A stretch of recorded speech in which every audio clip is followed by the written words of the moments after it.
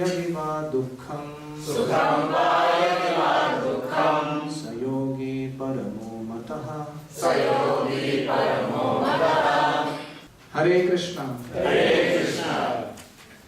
So very grateful and happy to be amidst all of you.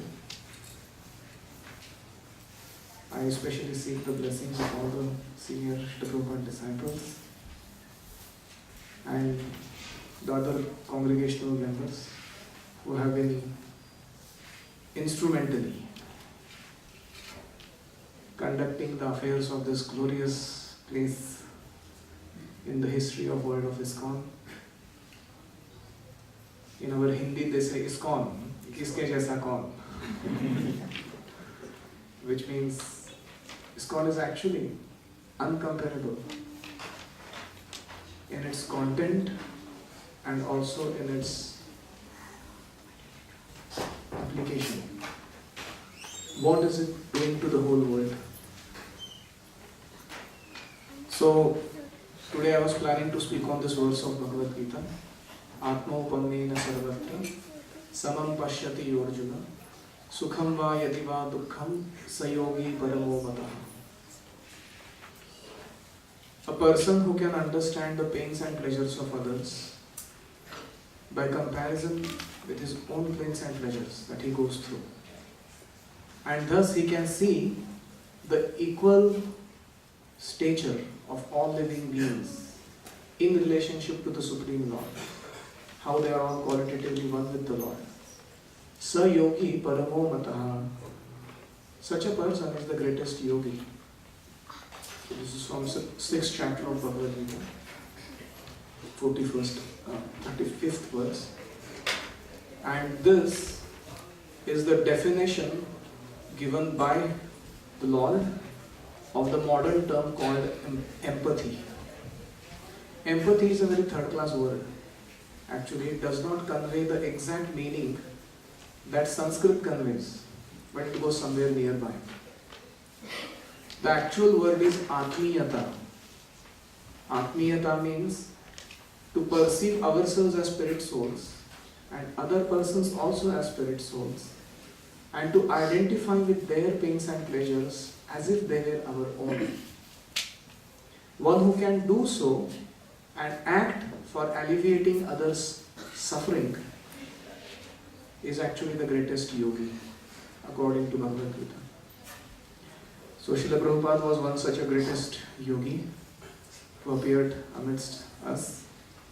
In fact, it is this very same place where Srila Prabhupada, when he first time had installed these beautiful deities of Gaur Nitai, while singing this song, Parama Karuna, that he cried tears of joy and also tears of compassion, thinking of the glory and the mission of Chaitanya Mahaprabhu, what he has come to give to the whole world, and the situation around everywhere in this human society, how badly they need this mercy in their lives. So it is a great fortune indeed to be able to be in such a place and to share Krishna consciousness.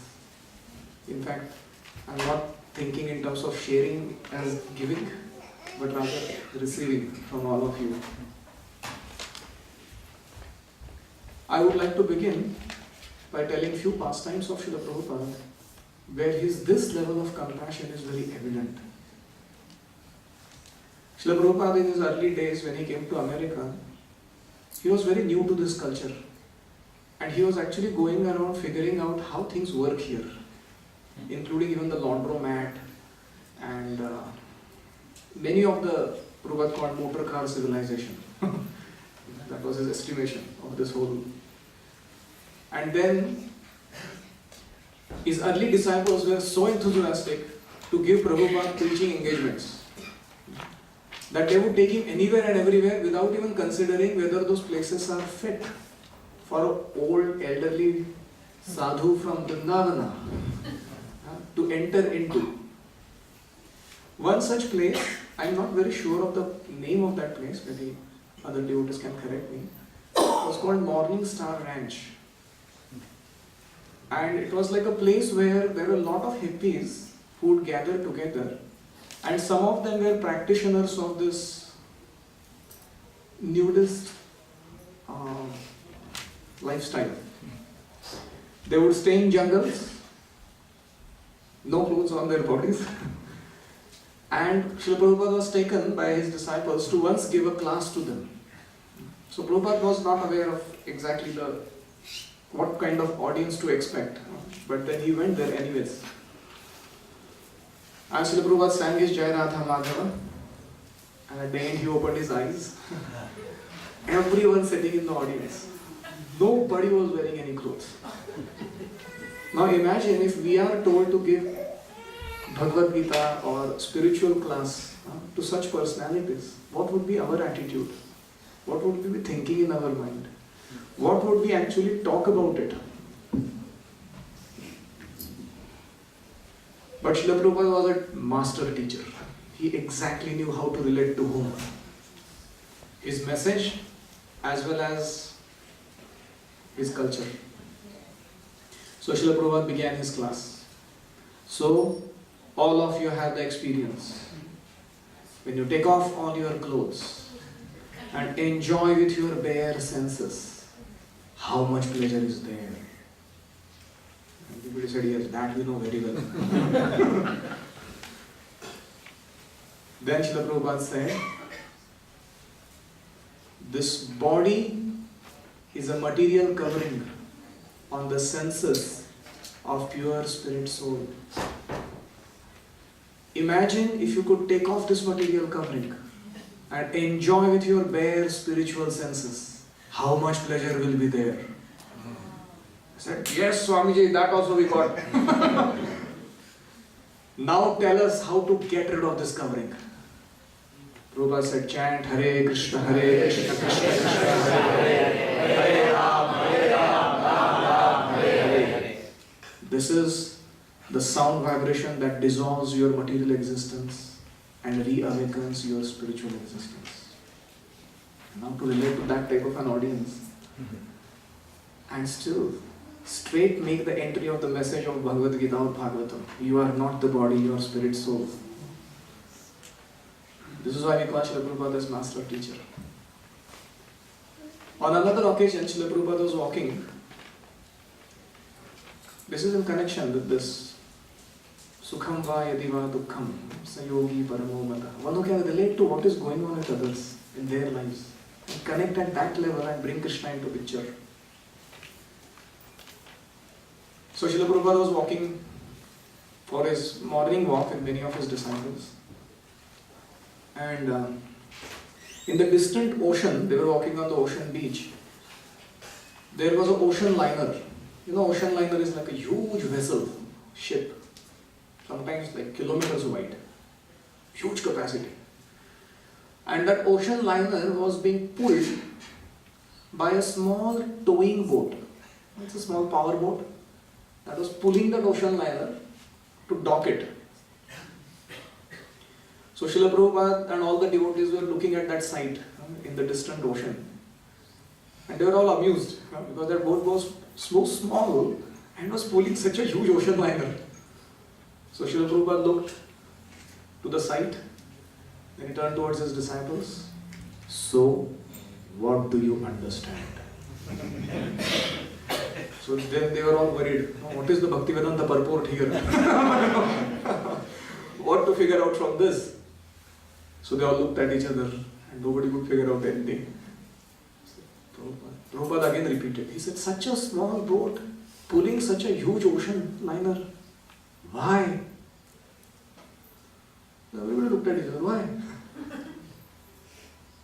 Prabhupada said, because the engine of that big ocean liner is switched off. So, what do you understand? So they again looked at each other. What do you understand? They said, Prabhupada, you tell. Prabhupada said, similarly, the jiva, the spirit soul, belongs to spiritual energy. Is part and parcel of Krishna. Material energy is always inferior to spiritual energy. However, in our current condition of life, insignificant material objects, people and situations are dragging us here, there, everywhere. Our consciousness is being, what do you call it, dragged by them. And a small iPhone can also make your life so miserable. Your consciousness is so absorbed into it that you have no personal existence independent of that gadget. You know? So, Prabhupada said, the jiva is so powerful that if he desires, he can exercise his superiority over matter and make matter comply with his desires to serve Krishna. But in current condition, we are simply helpless. Why?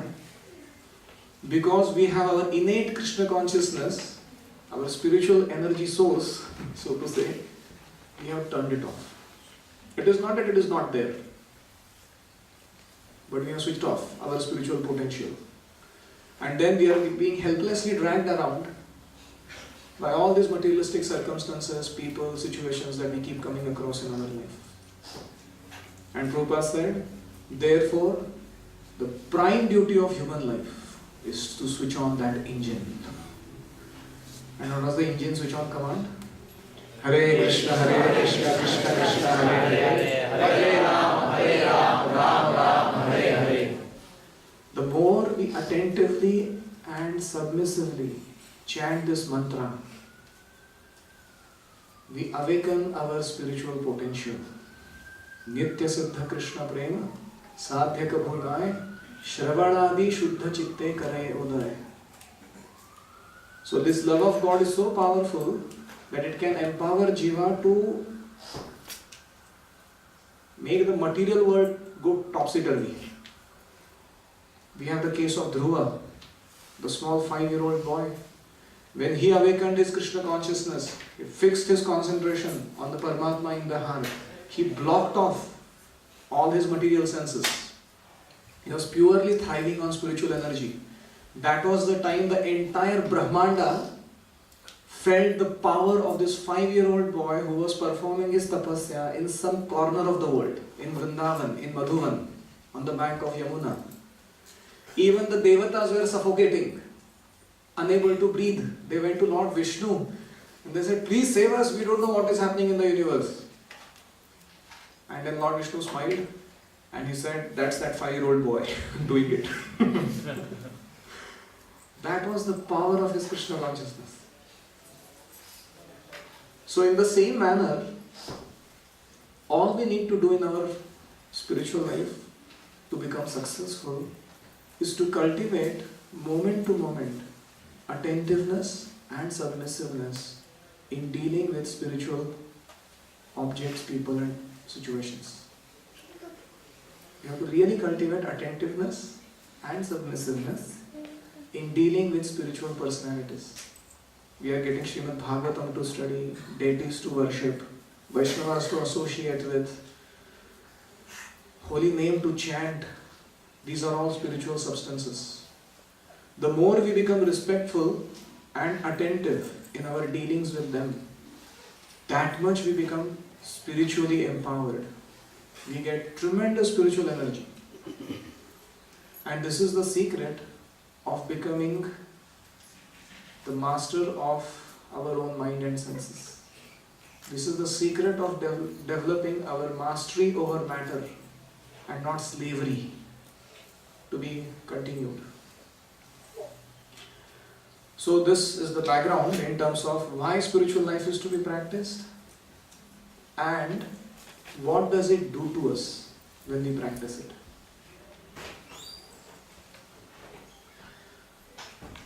Now all of us who have come to Krishna consciousness, certainly, whether we have come to Krishna consciousness or not, all of us harbor a secret desire. And that secret desire is we all have a desire to be a glorious person. How many of you agree? Inherently, often secretly, we desire that I want to be a glorious person. Why do you think we have this desire? Because Krishna has it. We are his parts and parcels. And Krishna has it in full form and we have it fine. And this desire is not wrong. We should not think, what is this? We have heard Tunanapi Sunichena and so many things, and I have this desire, I want to be having some self-esteem or having some dignity or having some glory. This is not a wrong desire. But this desire needs to be channelized. First and foremost, it needs to be channelized to fear sin, to fear breaking commandments of God. I want to remain a glorious person, I want to become a glorious person. The first thing I must do in my life is to not fall into the trap of repeated guilt and grief that I undergo when I break laws of God. That is the beginning. That's why they say fear of God is beginning of wisdom. Beginning of true glory in our life. But that is not the end of the story. The fully glorious person is that one who has developed his complete Krishna consciousness. So there is Avruta Chetana, Mukulita Chetana, Vikasita Chetana and Purna Vikasita Chetana. Fully blossomed consciousness. And when we practice Krishna consciousness with certain intensity and purity, we actually come to that stage where we experience this full blossoming of our consciousness. So, in order to become such a glorious person, we need to practice spiritual culture with great earnestness. When I say spiritual culture, it means a lot of things. Culture includes all sights, smells, touches, and everything that we come across in any given environment. So they have to be kept very pure. We have to make an oath to ourselves that if I cannot be all the time Krishna conscious, then at least I will be in goodness, in mode of goodness. I would avoid touching Rajoguna and Tamoguna in my life. And the more we cultivate these habits of practice of pure culture, we fuel our innate potential to become spiritually powerful. There is a beautiful verse which is Subhashita, which means it's like one of the Niti Shastra verses. I would request you to try and repeat it after me. Pibanti Nadya Swayameva Nambha Swayam Nakhadanti Phalani Vrukshaha Nadanti Sasyam Khaduvari Vaha Paropakaraya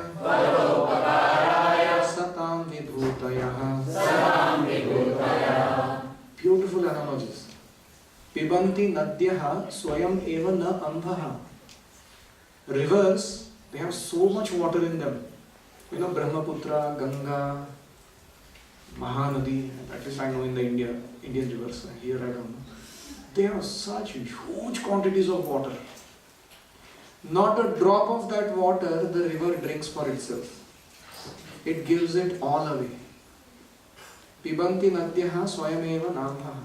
Rivers don't drink their own water. Swayam na khadanti phalani vrukshaha. Simple Sanskrit. Trees produce so many fruits. I heard this is a peach country, right? Peach state. So the peach trees produce so many peaches. Not a single fruit the tree eats for itself. Every one of it gives it for free to the freeloader human beings. Swayam na khadanti phalani vrukshaha. Trees don't eat their own fruits. They give it all away. And nadanti sasyam khadu varivaha. Varivaha means water tankers. Clouds. Parjanyat anna sambhavaha. Because of rain comes grain. Not a single particle of that grain the clouds carry with them, saying that I produced it. I have a quota. They give it all away. Na adanti sasyam. Sasyam means the yield in the field. Khalu vari vaha. The clouds don't carry the grains they produce in the fields with themselves. They give it all away. And what does human society do? They take from the rivers, they take from the trees, they take from the clouds, they take from the ground. And what is their contribution in return to the ecology? Now don't mind what I'm going to say. But there is a lecture given by Srila Prabhupada, and early, I don't know, the disciples of Prabhupada really gave fantastic titles to those lectures. One of the titles I saw is that we came here to pass stool. Well, that was quite offensive when you first hear like that. But really thinking about it, what is our ultimate contribution we give to the ecology? We take from everywhere, from nature, from others. And what is the end, maha contribution that we make, to the nature, back into. And this is human society. How can human society be so degraded? In Hindi they call phukte log, which means freeloaders. It's an insult actually to even think like this. So therefore, rivers don't drink their own water, trees don't eat their own fruits, clouds don't carry the grains they produce in the field. Similarly, paropakaraya satam vibhutaya. Vibhuti means manifestations of excellences. Every one of us is excellent at something. Some of us are excellent in singing. Some of us are excellent in cooking. Some of us are excellent in teaching or counseling or management. Some of us are excellent in backbiting, quarreling. Every one of us has got some exceptional manifestation of excellence. So that is called Vibhuti. And where do these Vibhutis come from? So there is the 10th chapter of Bhagavad Gita, Vibhuti Yoga.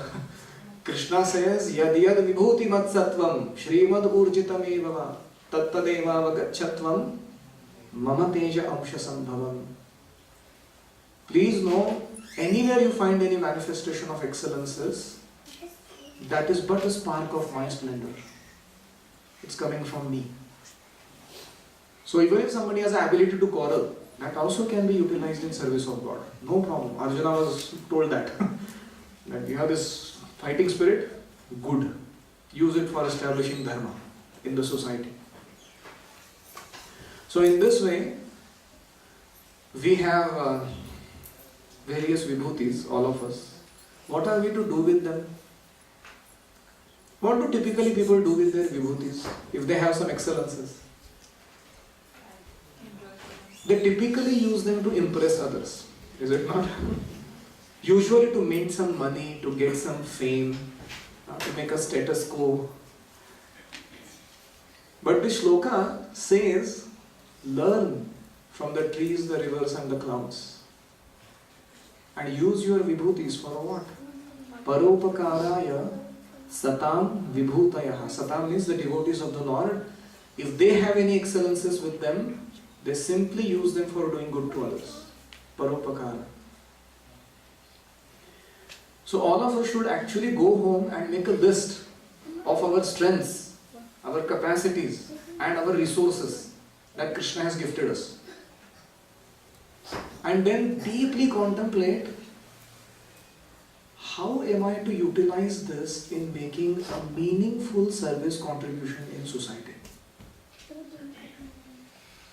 That is the path of becoming a glorious person. Not in the eyes of society, in the eyes of God. We don't want the glory of this world, as Jesus says himself. Don't seek the glory of this world. It will be eaten by moths and what? Rusted by wind. And one more thing he says. Try and, if you have to win glory, become glorious, appreciable in the eyes of God. and that will give you lasting fulfillment in your life. So coming to the point, the secret desire of wanting to be glorious, we should not while it away by employing it in the wrong direction. We should become very thoughtful to figure out the purpose and the path through which we can make a lasting contribution in Krishna consciousness. This is the secret of success. So, all this can be made possible to the degree we really start practicing spiritual culture sincerely. So spiritual culture includes, it begins with morning program. Somehow, we can never underestimate or overemphasize the importance of morning program.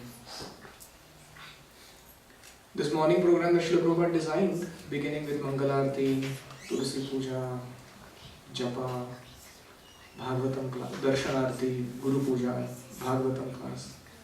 We may not be able to come to temple every day, but every one of us should find out ways and means to at least have a condensed version of this morning program in the given limited time that we have in the morning at our homes or in our neighborhood with few other devotees together.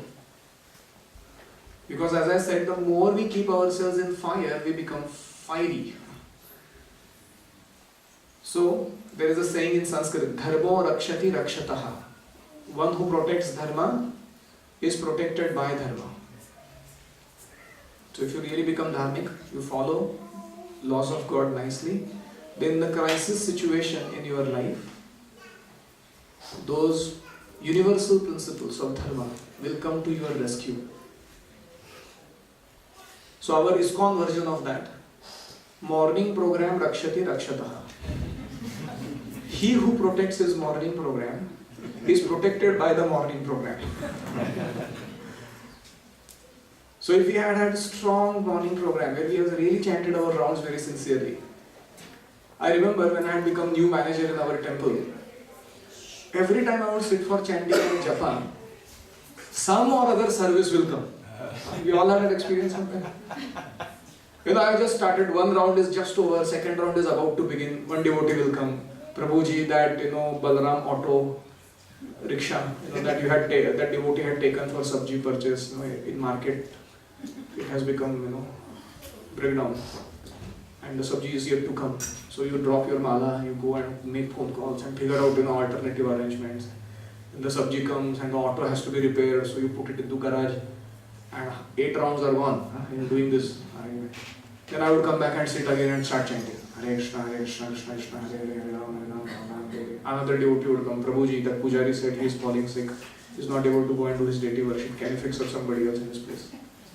So again you go and convince another devotee, please Prabhu, you do this. And there were days when I hardly chanted 4 or 5 rounds, in the total duration of chanting. And I got so fed up.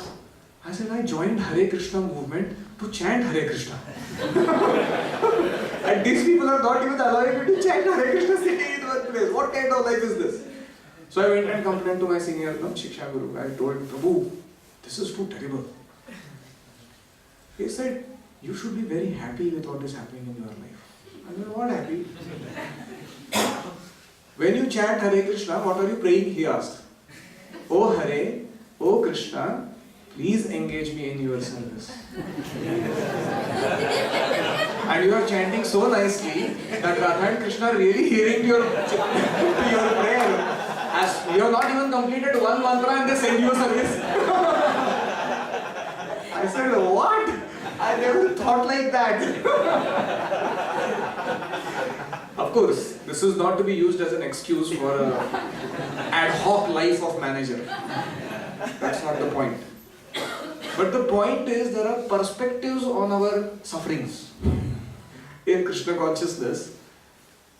When we have them from our superiors, we actually can be blissful while undergoing the misery. Interesting. Just like Bhaktivinoda Thakur is saying, तोमार सेवाया दुख होया जाता सेओ तो परम सुखा. Oh Lord, whatever unhappiness I undergo in my service to you is my greatest wealth and my greatest happiness. Just like you had that experience. Let's say you are staying in Atlanta and your father or mother is coming from a very far off place, say from India, to meet you.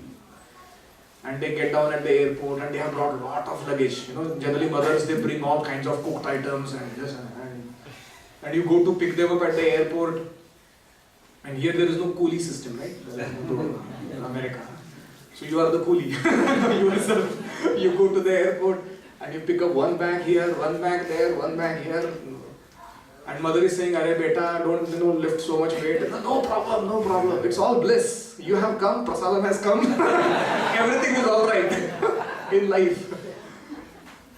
So in this way, a devotee also, because of his love for Krishna, when he is undergoing difficulties, he thinks this is so wonderful. This is a great privilege that I have been given in my life. And this, again, is the path to become glorious. To voluntarily accept inconveniences in our spiritual life. Tapasya.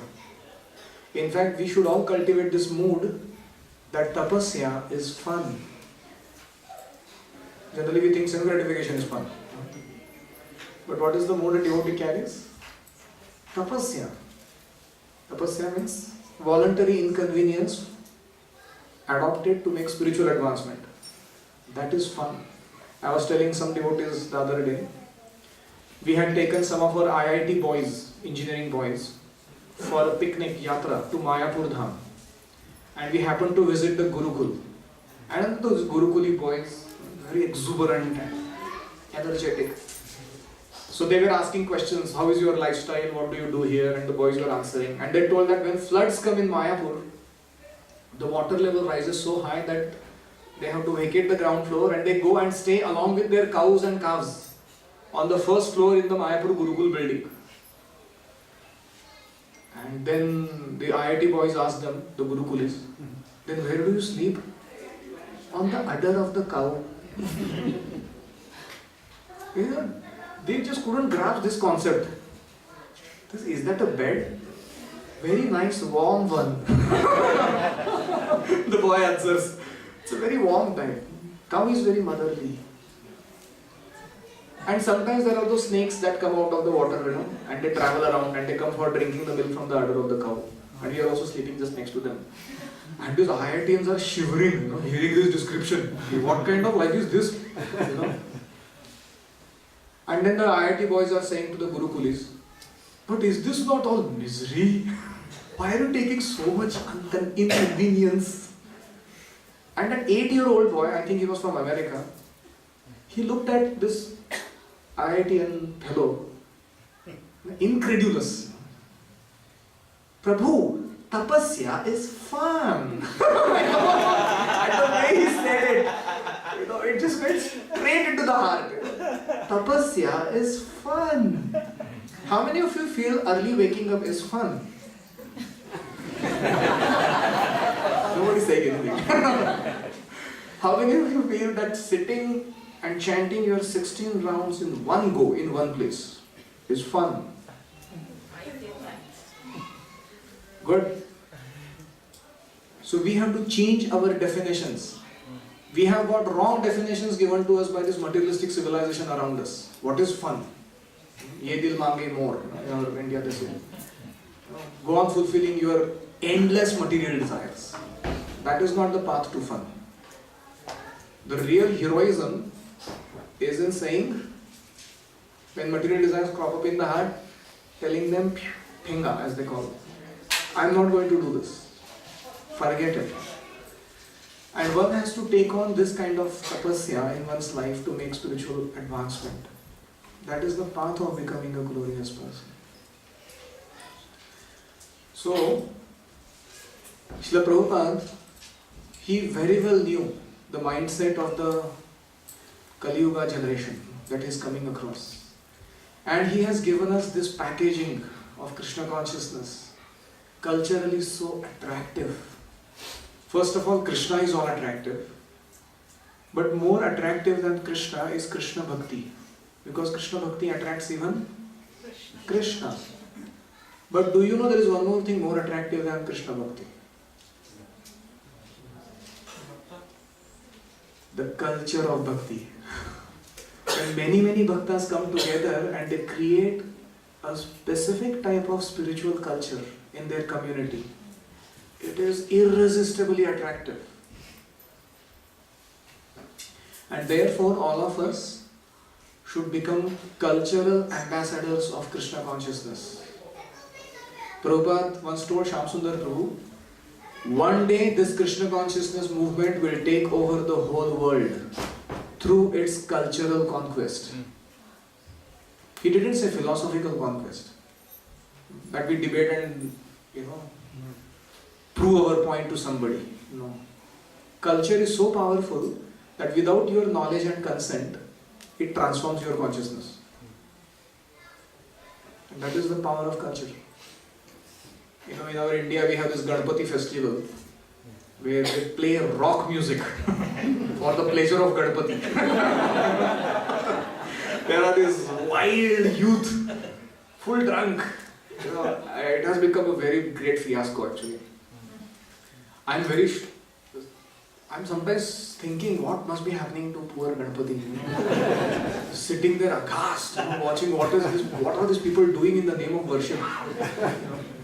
So they play this rock music, and the rock music is so loud that if any youth happens to go in the vicinity of that sound vibration, his body starts moving.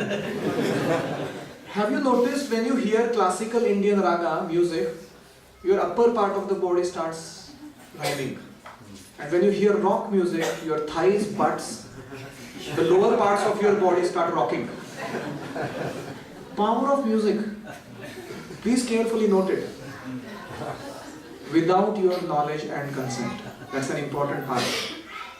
Without your knowledge and consent, these things happen to you. So when we come in a temple, we have beautiful deities, amazing devotees, exuberant kirtans. Today I came that Prabhu was playing Mridanga, I was so ecstatic. And Prabhu sang this Gaurarti. Just coming in, you feel so transformed. You may be coming from all kinds of backgrounds, frustrated, depressed, envious, whatever. But this culture has a transformative potency. So this is another path to become a glorious person, to carefully select the culture that we contact ourselves with. Please repeat after me. You are an average of 5 people you regularly associate with. So find out who are those 5 people you regularly associate with.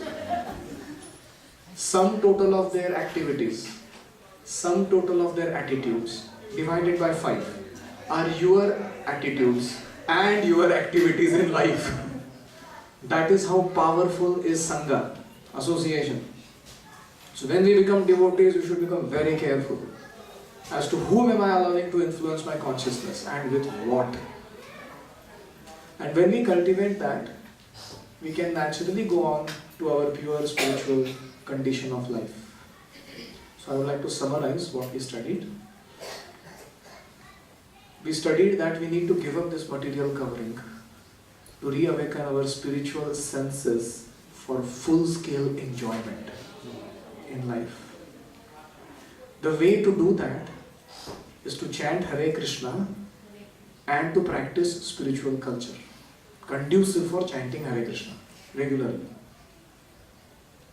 The spiritual culture has the potency to awaken the engine, the potential that is lying dormant in our heart to be having mastery over the matter, not slavery towards it. And there are 4 things we should cultivate to become a glorious person who has awakened his full spiritual potential. Number 1, figure out what are your vibhutis and employ them in serving others, not in showing off. Number 2, I'm asking,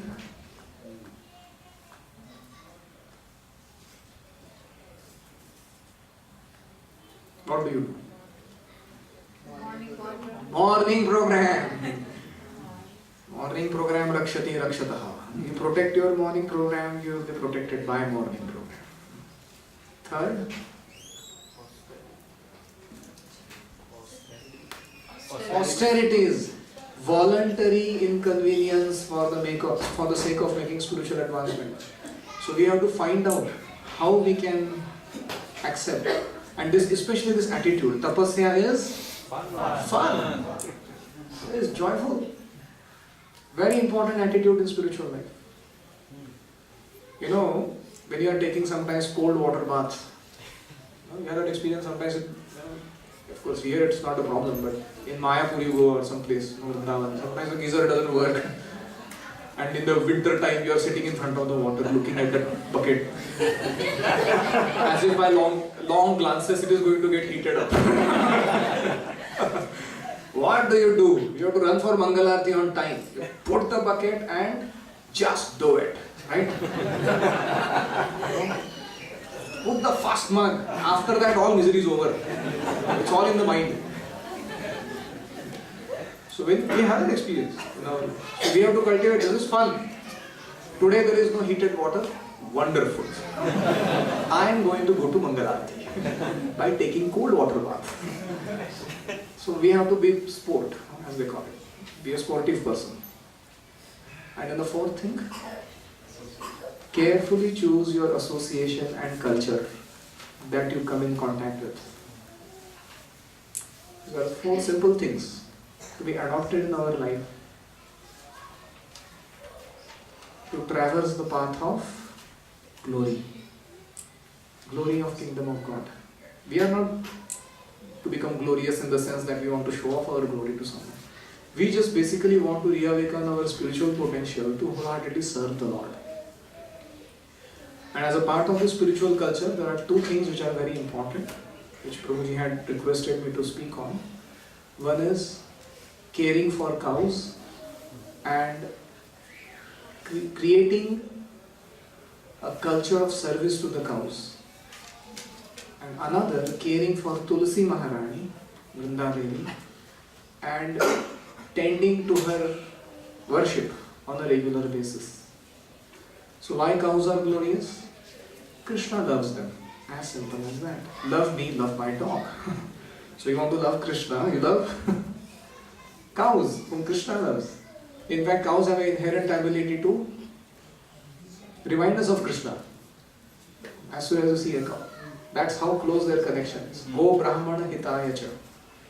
Rupa said Krishna comes in this material world for what? For the benefit of the cows and the Brahmanas. All others are tertiary projects. They are not important. First person to be treated well by Krishna is Go, cow and Brahmana. So we should practice this culture, and as much as is the importance of worshipping Tulsi Maharani, Vrinda Devi, it is said that nothing about Tulsi Maharani is material. This plant that we get to see is actually a divine manifestation in a plant form of Vrinda Devi. You know Vrinda Devi, she is the MD, Managing Director of Goloka Vrindavana Unlimited company.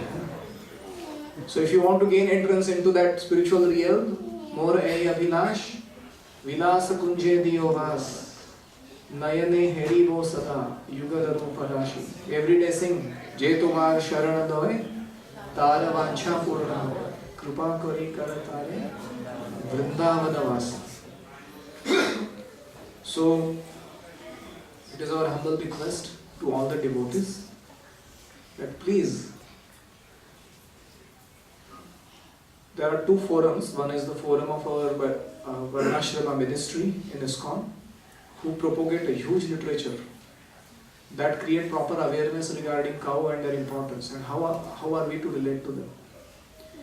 And then there are beautiful books written by devotees about caring for Tulsi Maharani, Vrindavan.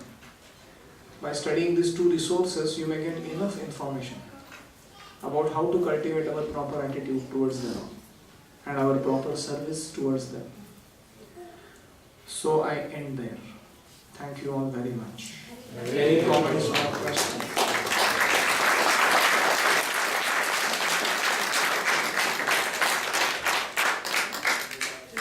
Do we have time? I don't know. You can take a few questions.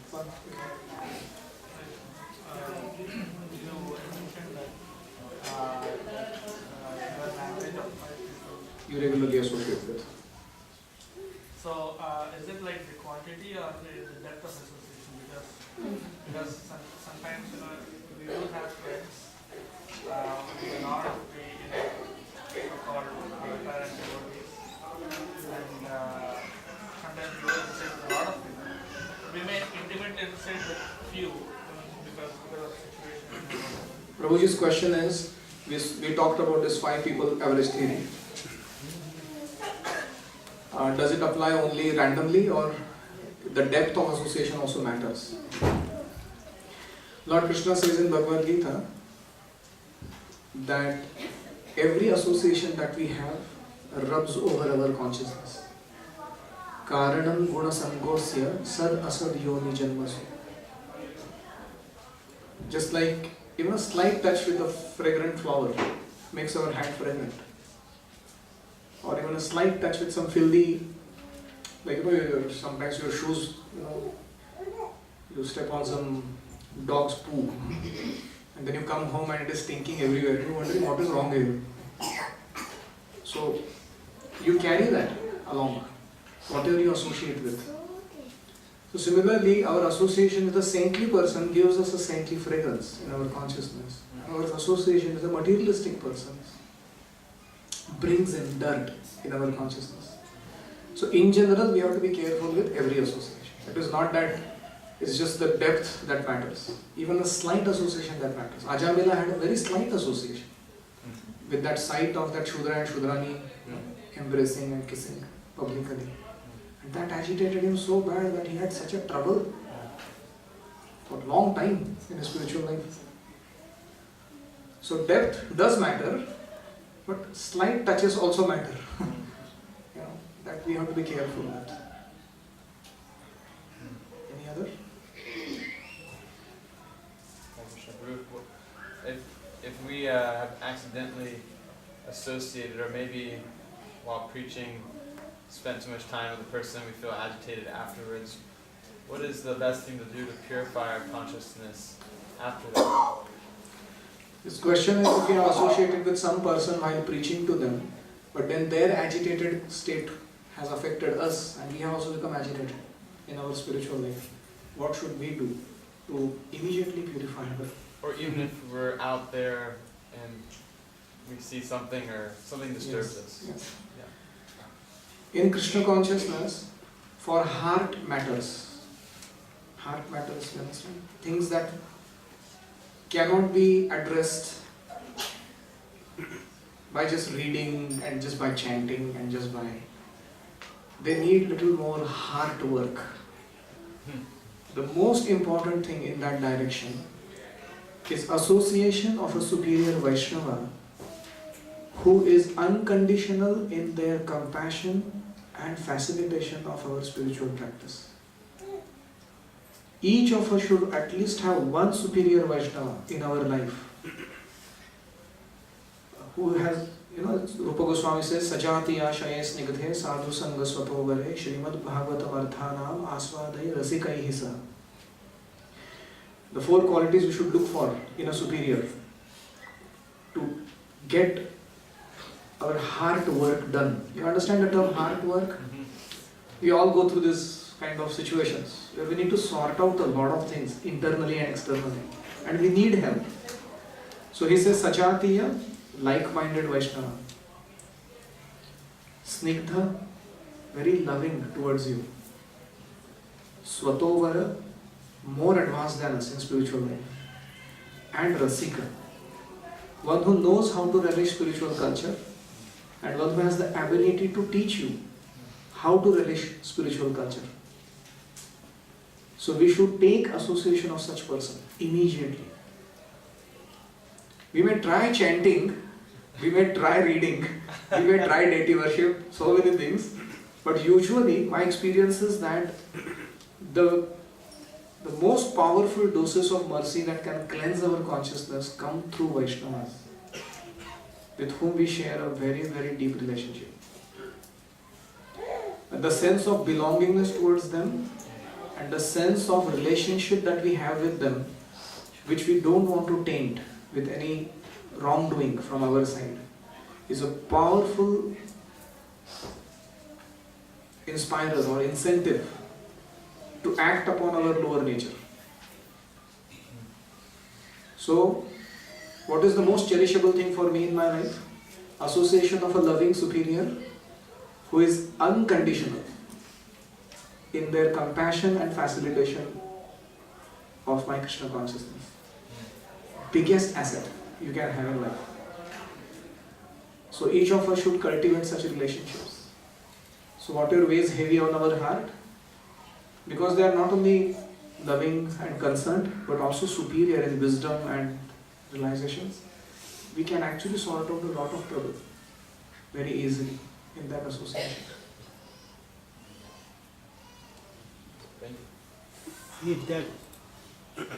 If that person have a ahankar, all the good qualities there. You are talking about the superior or the person who has a problem? Sometimes superior person has. That's why I said snigdha. Snigdha means his relationship with you is very sweet. But sometimes we see, I am that many years I'm devoted. People say, I'm saying. Usually speaking, each of us will have this good side and the not bad side, but to be worked on side, as they call it. It's just like, they have this board that they put, work in progress, inconvenience is deeply regretted. Each of us can put that board on our head. Husband, wife, so much problem. So husband can show that party, work in progress, inconvenience is deeply regretted. Please tolerate me. Sudhum means tolerate me. What can we do? We are in a Vaishnava community where Vaishnavas are struggling with lower nature. Some of them are Kanishta Adhikari, some of them are Madhyam Adhikari, some of them are Uttam Adhikari. Uttam Adhikari's association is very rare. And Madhyam Adhikaris maybe sometimes we get. And most often we have to deal with whatever we have. But if that devotee is sincere, despite the conditionings that they have, anarthas that they have, through them Krishna can send his mercy to us.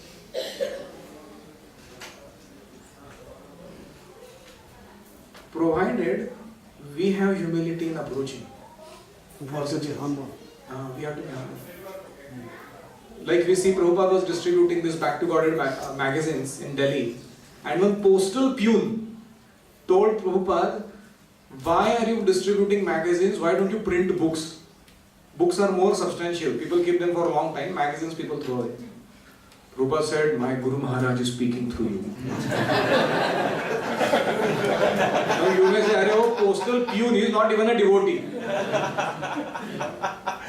But because Prabhupada was having that humility and sincerity to want to serve his Guru, any and every clue is okay with him. And he was not judgmental like that, what you are going to tell me, what is your level of realization, Krishna Maharaj? That was not the point. You take the good and go ahead. Rajhamsa. So in general, if we have devotees with egos and with whatever, we should not see them as malicious people. We should simply see them as work under progress people. That's all. Otherwise, we will land up with big offense and trouble, around. So we should think that fine. Just like we have so many troubles, so many people are tolerating us.